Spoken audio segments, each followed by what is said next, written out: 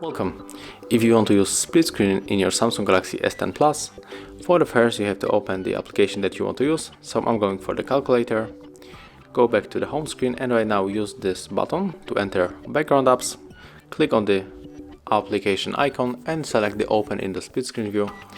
Right now we can select the second application from the background, but also we can click here and select the other application. Maybe we can go for the Samsung Notes. With this marker you can also, click allow, and with this marker you can also adjust the size of the application.